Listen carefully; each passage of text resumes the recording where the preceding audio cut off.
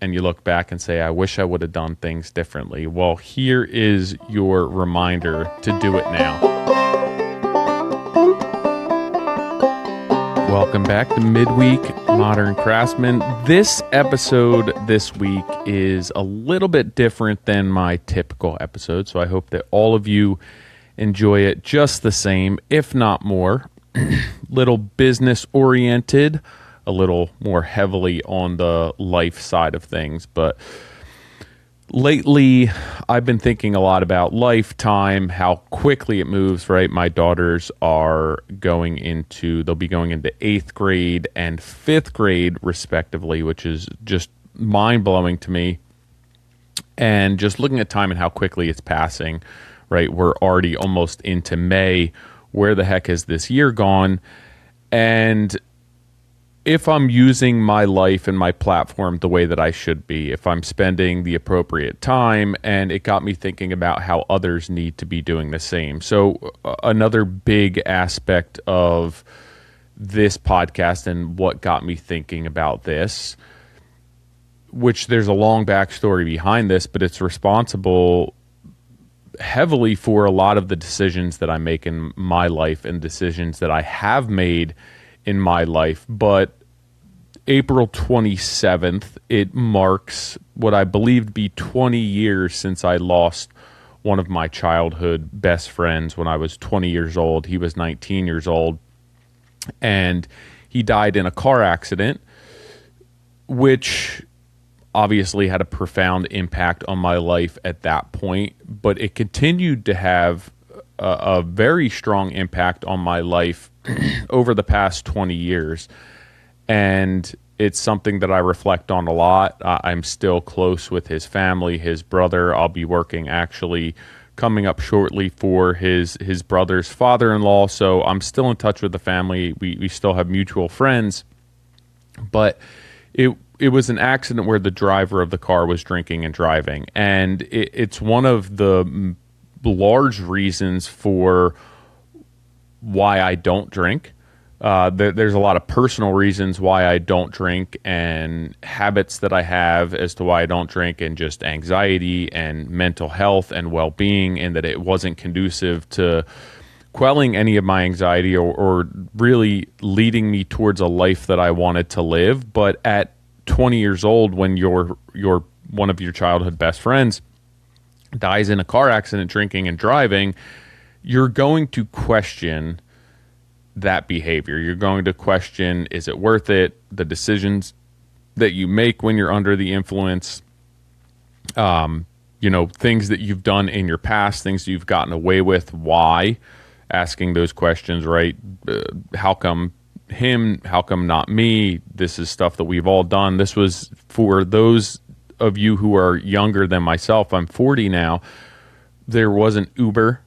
It wasn't as easy to get a ride somewhere, sure. And that's not a cop-out. It's just like today I don't really see there a need to drink and drive when you can get on your phone. And I mean, there wasn't one back then either, but it's so much easier to get a ride somewhere today than it was 20 years ago. This date marking 20 years ago when I experienced that and I got that phone call, and what the next 20 years of my life looked like, it got me thinking a lot about the direction of life and the decisions that we make and what I prioritize now and what's important to me, and making sure that as small business owners, we're all taking the time to enjoy life, to create a separation between work and play, to make sure that you have a life outside of work as well, and just how a lot of the decisions that you make in life can impact who you are, what you do, everything else. So that's really the basis for this conversation. And, again, just thinking about what my life has looked like the past 20 years, going from 20 years old to 40 years old, and how that time span has seemed like an eternity and a blink of an eye at the same time. And I know that there's men and women who are older than me who can attest to the fact that it just continues to go faster and faster. And yeah, I'm 40 years old. It's not as though I'm super old and I have lifetimes worth of experience, but I can say that this past 20 years, yeah, there's aspects of it that seemed as though they've dragged on and on and on, but there's other aspects of it where it's like I can put myself back exactly where I was on that day 20 years ago, and it seemed like it was yesterday. Every detail of that, every detail of my life, that it's gone, and it's happened so quickly. And I want to just shed light on that to make sure that you guys and girls are taking the time for yourself, for your family, for your needs outside of work, to make sure that you're taking care of yourselves. Again, when I was 20 years old, lost my best friend, drinking and driving accident. He was at school.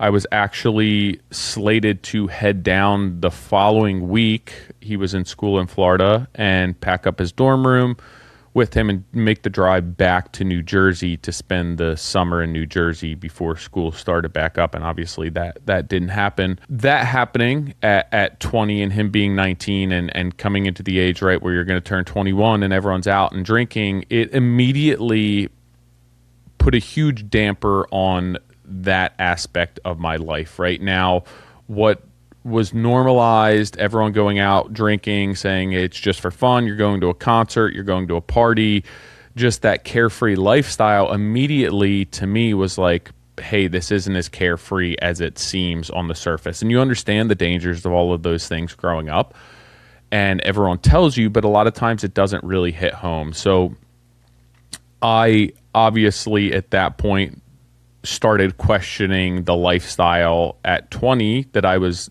leading and the decisions that I was making. And I believe I was 23 when I stopped drinking. So it was 3 years later, but that was always in the back of my mind, along with my personality traits, my coping mechanisms, my anxiety and my stress, my insecurities, everything else. They all contributed to the reason why I decided to make that life change. But a lot of it was my buddy Sean and how his life was cut short. And it just was a huge wake-up call for me that there are repercussions for the decisions that we make. And I had gotten away with a lot of poor decisions from the time I was 16 until I was 20, and that maybe it was time to step up and make some better decisions. And I spent 3 years questioning that, and relatively consistently, being 20 to 23 years old, being reminded of how bad a decision the partying and the drinking and the carefree lifestyle was. And after 3 years decided, hey, it's time to get on a different track. I was starting my business. I maybe was getting engaged shortly there. I was looking to move in with my then girlfriend, now wife, Rachel. And I knew that I wanted a family. I knew that I wanted to set example for my children, for my wife. I wanted to be the best version of myself. And I knew that that was not me while I was still going out. I was partying. I was drinking. I was pushing responsibilities aside to fulfill social aspects of my life that weren't necessarily healthy. So, obviously, a heavy consideration at that age. There was a lot of friends that I lost over the decisions that I made. But looking back on it 20 years later, essentially, there's zero regrets for the decision that I made. I always tell people that one of the proudest things that I can say is that my children will never see me take a sip of alcohol. They will never see me get in a car and drive drunk. I will never have to explain to them why it's okay for me to drive because I only had a beer. I only had 2 beers, right? I will never have to distinguish between that. And they will never be able to use me as an excuse for decisions that they make on their own, right? I think a lot of times we look to our parents or we look to friends or role models as, hey, well, if they're doing it, I can do it. And I will never serve as that excuse for my children for them to make decisions like that. There's other dumb decisions I make that they could say, hey, dad did this. But something like this, I will never be an excuse for why they're doing that, because they say, hey, if dad does it, I can do it. It must not be that bad. So what did this entire experience teach me at such an early age, and what's it continuing to teach me at now 40 years old? So I think at 20 years old, you don't fully process that. There's the immediacy of it. There's like the tragic nature of it. But you just don't understand the full capacity of life. You don't understand how this affects parents, how this affects siblings. You don't understand how this is going to remain with people for the duration of their life. I didn't understand how it would remain with me throughout the duration of my life. I didn't understand the impact of my relationship with his family, with friends that we had, with decisions that I make 20 years down the road, but it has. I understood how scary it was initially, but I didn't necessarily prioritize the things that I do now. Now I look at it, and I have children of my own, and I have children who are getting close to the age where, alcohol will be integrated into their life, into their friend's life, into the culture, drugs, everything else, right? And I understand the impact of these decisions from a worst case scenario. Do I need to scare my children into making decisions? No, I want to set a good example for them. I realize how fragile life can be regardless of age. I understand this through the loss of my best friend, through the loss of Rachel's dad, through my parents getting older, through myself getting older, through close calls and everything else. And I base a lot of my decisions for life and my business on these things. There's very little that we have control over in our life, and that's a big thing for me because I want to control everything. So I have to set up a life that allows me to maintain a certain level of control over it, but understand that there's a lot of things outside of my control that I have no say in. And putting my best foot forward and setting myself up to be successful and happy in life, and not have a ton of anxiety, and just be okay with life on a day-to-day basis is something that I need to focus on, which other people may or may not have to focus on.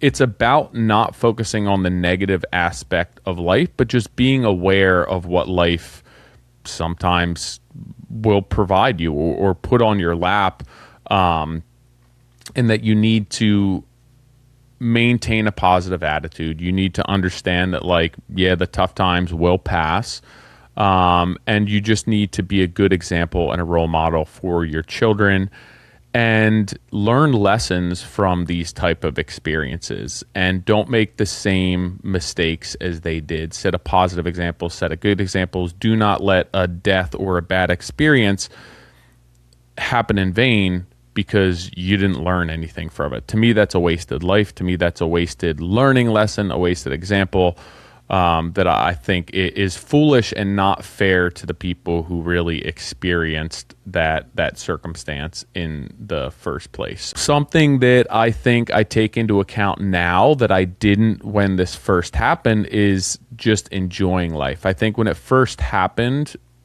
I wanted to experience as much of life as possible because I was afraid that it might get cut short. I made decisions based on the immediacy of this event in my life, rather than just realizing that my life is right in front of me. My life is happening now, and I need to protect what I have right now. So having children, having hobbies, having a family, having a wife, enjoying downtime, not putting all of my existence, all of my self-worth into work and into pleasing my clients. And that's something that I did for a really long time, and I think a lot of us do as small business owners. But this lesson and losing Sean and making decisions in my life to be healthier and to be more mindful and to work on my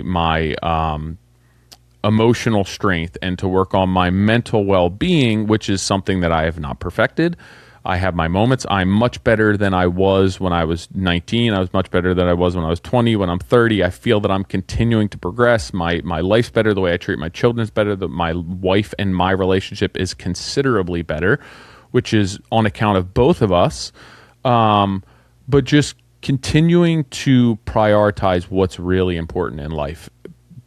My business and the way that I approach business is to provide a lifestyle and a mental existence for me that's healthy. And you have to figure that out on your own. It for you, it may be making a ton of money because that's what you need. That's what makes you happy. For me, it's about creating freedom in my life. It's not about making $1 million a year. It's about doing the jobs that I enjoy doing, that when I come home from work, I'm not miserable. I'm not upset with my clients. I'm not happy the way that somebody's treating you. I don't have employees that are upsetting me. I don't have jobs that are upsetting me. Big picture, right? There's things every day where I'm like, God, this is a pain in the ass. I don't feel like dealing with this. Every single day I experience those things, that things I don't want to do, clients that sometimes get on my nerve, but it's not the entirety of my life. There's things that are more important to me, and my work life I'm using as a provider for that life, right? So I want to set up a business and set up a business model and set up the structure of my work and my life and TRG Home Concepts to provide the lifestyle that I need to be able to attend my kids' athletic events, to be able to go away and be part of these summits that we run, to be able to contribute to the Modern Craftsman and not rely solely on TRG Home Concepts and remodeling and renovations to pay my bills, to create freedom that I can go ride my dirt bike, that I can have weekends free, that I'm not going out every single night chasing jobs, chasing leads, bidding work, estimating projects, right? That's really the impetus and the catalyst for how I've structured my business. It was always about me, but the about me has changed a lot over the years. Initially, it was about proving myself, proving that I can be successful, proving that I can do things to myself, to my clients, that the processes that I've implemented, the way that I did things were proving to myself and convincing myself that I had the ability and the capacity to do these things. At this point, being 15 years into business, I've proven that. Yeah, there's things that I still need to prove to myself, that I still need to understand how to do and that I don't know how to do, but that's not what's driving me in business anymore. And that change, that switch, which happened around COVID, just a accumulation of Rachel's dad getting sick, experiences from my past life with Sean, having a family, me getting sick, working myself into the ground twice and winding up in the hospital, my kids getting a little bit older, enjoying the time with them, like outside of being infants and toddlers and moving and working their way into adolescence and understanding that relationship with them, that I enjoy more than work, to be completely honest. And I always enjoyed work, and I still enjoy work. I still enjoy the challenges of work, but there's things in my life that I enjoy more than work and that I would rather be doing than work, and there's nothing wrong with that. But I'm using my job, I'm using my work, I'm using my platform to create the life that suits me right now, and that life may be different 5 years from now, but that's the basis for everything that I do. That's why I get on here and I discuss the systems and the processes and the profitability and how to structure your work as a small belt-on contractor, to make sure that you guys and girls aren't doing what I did for 10 years, that you're not just working, trying to prove to yourself that you can do this. Like, you guys can all do this. Everyone can do this. But stop focusing on proving to yourself that you can do this or that you're better than somebody else, and focus on how and why am I doing what I'm doing, and how can I structure that to provide the lifestyle that I want, and understanding that your lifestyle should be more than just work. There's more to it than just work. And again, this is coming from somebody who loves work, who loves making people happy, who loves working with my hands, who loves providing for my family, providing for my clients, really testing my boundaries and my mental fortitude on job sites and challenging myself. But there's more to it than that. There's more to it than accumulating tools and accumulating money and success. It's about understanding the fickle nature of life and how quickly all of that can be gone, and that there's things that are more important in life than your clients thinking you're the best contractor, that the miter that you put together, that the kitchen layout, the execution of your work, your paint finish, all of those things. Those things do make me happy, and they serve me in certain aspects of my life. But when it comes down to it, I now understand that life is short, that 20 years went by in the blink of an eye, that my kids are going to be grown up and out of the house in the blink of an eye, and that, right, Selby's now almost 13, so 5 years more, and she'll be 18 and then going to college or figuring out her life on her own, that like that's no time at all, and that I need to focus and I need to prioritize and I need to structure my business to allow me to do the things that I won't have regrets down the road, that I won't feel as though I wish I would have done this differently with my daughters. I wish I would have taken more time for myself when I was physically capable and able to do that. And I'm not going to wait until I'm 65 to enjoy life, 70 years old, where my kids are grown. My kids are now figuring out their life. And now Rachel and I are just, hey, now we just sit around and do nothing, right? I want to be present. I want to enjoy my life now while working, while being in my prime, and while supporting the lifestyle that makes sense for me. Because in reality, when I'm 70, life might not slow down if I make it to 70, right? At 65, it might not be any slower. It's always going to be something different. Is my business always going to be stable? Is it going to be better? Is it going to be more efficient? Am I going to be making more money? I don't know.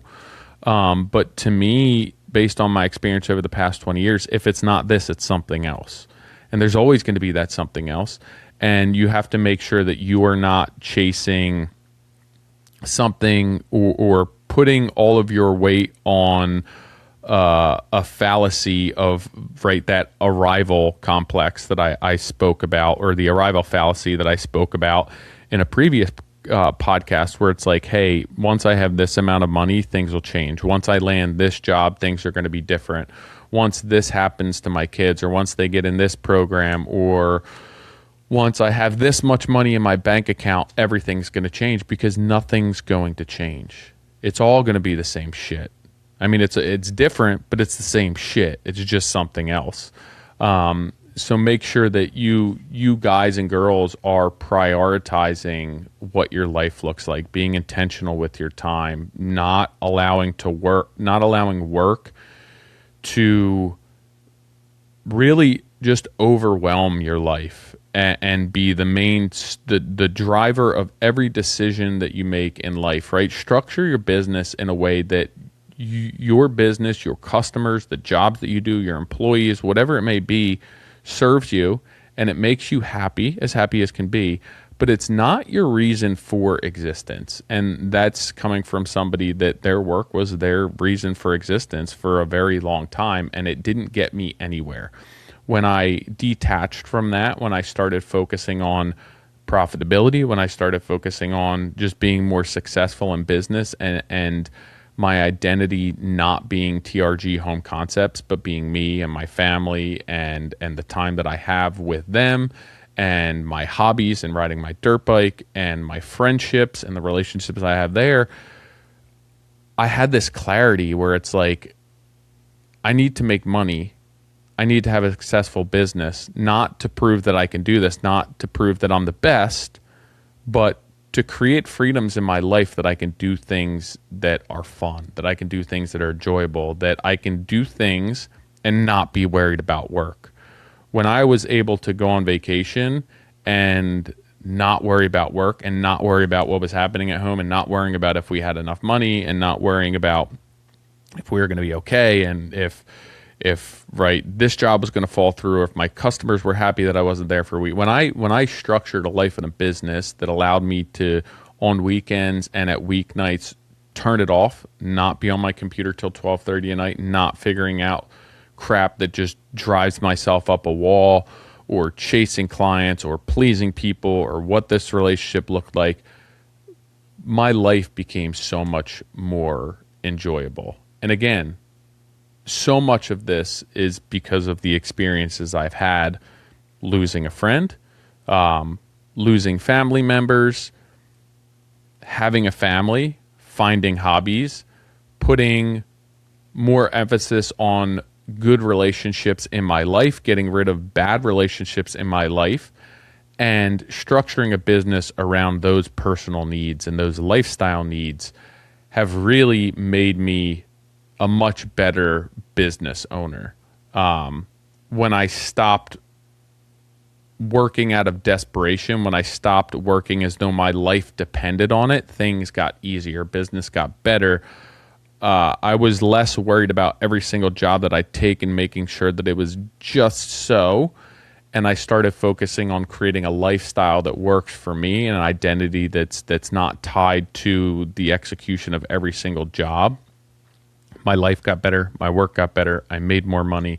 I created freedoms in my life that I get to enjoy the things that I do. And a lot of there's a lot of people in my life, a lot of relationships in my life, a lot of hardships in my life that are really responsible for this mentality and for why I am the way I am, who I am the way. Yeah, certain part of that is myself, decisions that I've made, but there's a lot of factors and influences that have come outside of my own self that are responsible for that. And obviously April 27th, a day that 20 years ago, one of my best friends from growing up passed away, and it had, like I said, a profound impact on my life, and it continues to do so. And I just had my kids and my wife 2 weekends ago at his brother's house because they had new baby sheep that were born. And it was a Sunday afternoon, and I was able to go over there on a Sunday evening and just have fun, speak with him, speak with his wife, have my kids run around the farm. And that's not something that I would have been able to do 5 years ago, 10 years ago. Sunday night, I'd be worried about work the next day, loading my truck, getting things situated, making money, the job that was on my mind, and I would be fully disconnected from that. And I wasn't. And you don't necessarily realize it, but how great of a feeling that could be, how great that can be for your mental health, for your well-being. And again, all of this is coming from decisions I've made in my own life, but just these experiences and not allowing those experiences to happen in vain, and learning from them and understanding that life is extremely fickle, that relationships are extremely fickle, that things don't always go according to plan, but you have to make sure that you're doing things for the right reason, and that there's things outside of work that should have a really strong, I guess, influence on your life. And it doesn't need to be just about work. Create a business that's profitable for yourself. Create a business that suits your needs financially, but also create a business and a lifestyle that suits your needs and your wants personally. And I think that when you find that balance, it will be life-changing for you, because it is actually a balance. And I think that for most of us small business owners, there's nothing balanced about what we do. It's an extreme imbalance that's weighted heavily towards work and not the things that are truly important in life. So I think finding a balance is really, really important for you. So I guess the big takeaway here is you're not going to get more time in your life by just working harder, by grinding through it, by putting the hours. If that's what's creating success for you, that's just going to prolong what you're going through, and you're not going to really make any changes. You're just going to be stuck in that cycle for a really long time. And if you're not careful, you might wake up one day and realize that like you've been doing it wrong all along. So try to find that balance in your life. Try and really use your job, your work, what you're doing to serve you in a bigger way than just pay your bills and have the material possessions that you want and make more money. Structure your business as a tool or an implement that serves you in a greater capacity, that creates freedoms for you and your family and your even just mental well-being. All right, guys and girls, that's it for this one. I figured it would be a good opportunity to recognize people in my life, situations in my life, lessons in my life that bring me to where I am now and have created some clarity in my life, even though they've been very, very difficult experiences.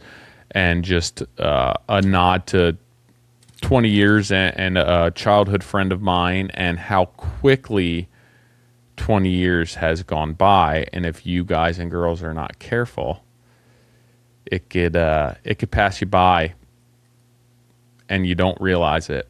And you look back and say, I wish I would have done things differently. Well, here is your reminder to do it now, right? Do the things that you want to do now, because 20 years is going to go fast, 30 years is going to go fast, 40 years is going to go fast.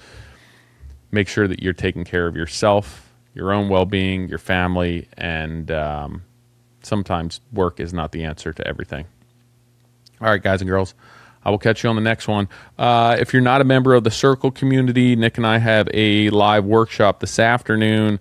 Hop on the newsletter, hop on our website, shoot me an email, get on the Circle community. It's a really great community of people, modern craftsmen. There's stories and conversations that we can have there and questions that we can answer there, because it is a closed private community that might get more in-depth than the podcast. Obviously, there's some stuff that we can't discuss here, but if you are interested in that, hop on the newsletter. It's a really great community of people willing to help, willing to answer questions, willing to share their experience along with Nick and myself. So definitely check that out. If you are interested in any sort of consulting work, shoot me an email, tyler@trghomeconcepts.com. I'll explain what that looks like, shoot you over to the website that I book everything through, which is buildbar.com. I guess that's it. I'll catch you on the next one. Thanks for listening.